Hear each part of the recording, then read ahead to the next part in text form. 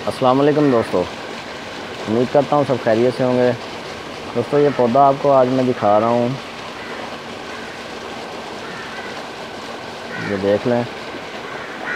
ये किस चीज़ का पौधा है ये मैं आपको बता देता हूँ कि ये जी आड़ू का पौधा है और आजकल इस पर फल लगा हुआ है माशाल्लाह, बिल्कुल भरा हुआ है ये फल से। दोस्तों ये मैं तकरीबन 5 से 6 साल से इसको देख रहा हूँ, इसी तरह ये फल उठाता है और फ्रूट बनता है ज़बरदस्त। वैसे ये आम का बागात है, उसके अंदर ये एक ही पौधा लगा हुआ है।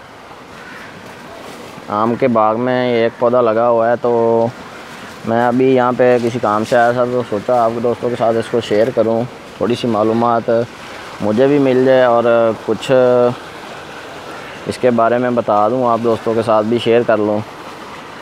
ये आपको फ्रूट नज़र आ रहा होगा।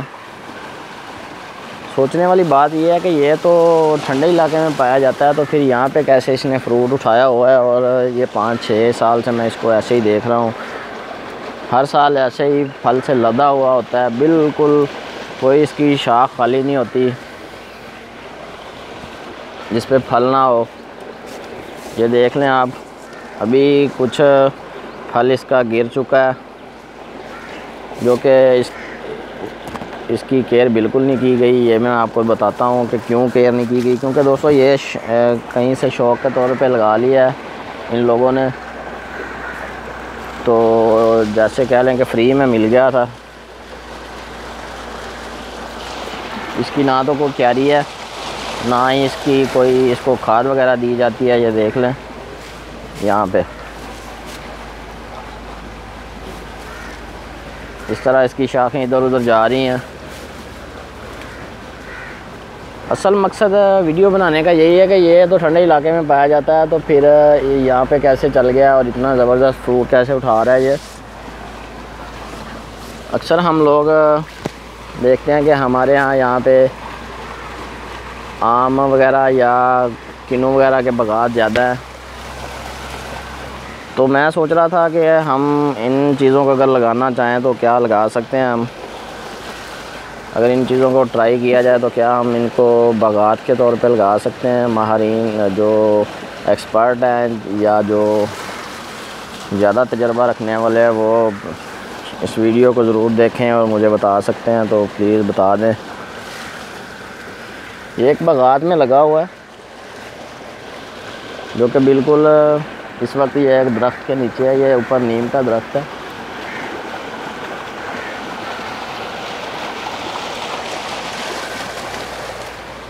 ये सादिकाबाद का एरिया है जहाँ पे बहुत ज़्यादा गर्मी पड़ती है। ये इसकी दूसरी साइड है दोस्तों, काफ़ी फैला हुआ है ये वैसे तो।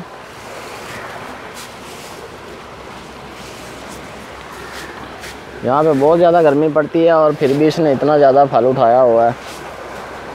और इसके पत्ते सर्दियों में बिल्कुल यहाँ पे गिर जाते हैं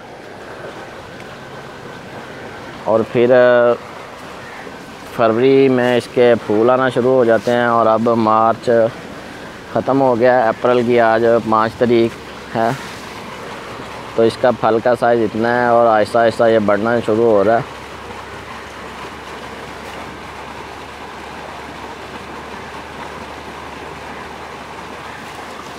तो क्या दोस्तों हम इसको अगर बागात के तौर पे लगाएं तो क्या ये कामयाब होगा हमारे यहाँ। ये मैं इसीलिए वीडियो बना रहा हूँ कि कुछ माहिरीन हमें मशवरा दे सकें।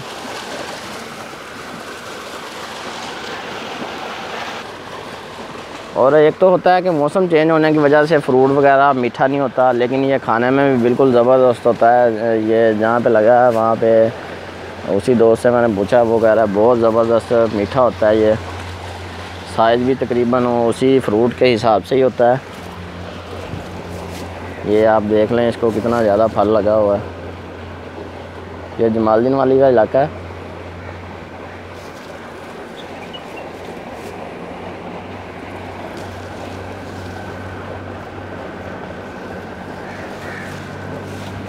अगर हम ज़्यादा नहीं तो इसको थोड़े पैमाने पे लगा लें बागात के अंदर, तो ये मेरे ख़्याल से तो कामयाब हो जाएगा, क्योंकि बागात में बाहर की निस्बत आम ज़मीन की निस्बत टेम्परेचर थोड़ा कम रहता है, कंट्रोल रहता है, कुछ दरख्तों के साए की वजह से और कुछ हवा में फ़र्क पड़ जाता है।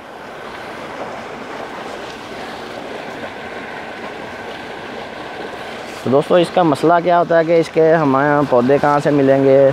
हमारे यहाँ अल्लाह का शुक्र है कि हर इदारा मौजूद है। इसी तरह महकमा जंगलात वाले हैं या जो ज़राअत वाले हैं, इसी तरह के बागात के हिसाब से भी ज़राअत वाले या दूसरे ऐसे इदारे हैं कि जो इस तरह की चीज़ें जिनसे मिल सकती हैं, उनसे हम रब्ता करें तो शायद वो हमें बेहतरीन हल बता सकते हैं कि ये हमें पनीरी इसकी कहाँ से मिलेगी। वैसे ये पत्तों की वगैरह से मिल जाती है इसकी पनीरी। अक्सर कोई भी पौधा है जो हमें जिस इलाके में ज़्यादा पाया जाता है वो वहीं से उसकी पनीरी ज़्यादा मिलती है। इसकी पनीरी सवात वगैरह की साइड पे, सवात वाली साइड से ज़्यादा मिलेगी। तो उम्मीद करता हूँ आपको मेरी वीडियो अच्छी लगेगी। इसे दोस्तों के साथ ज़रूर शेयर करें ताकि इसके बारे में मालूमात हो सके। दुआ में याद रखें। अल्लाह हाफ़िज़।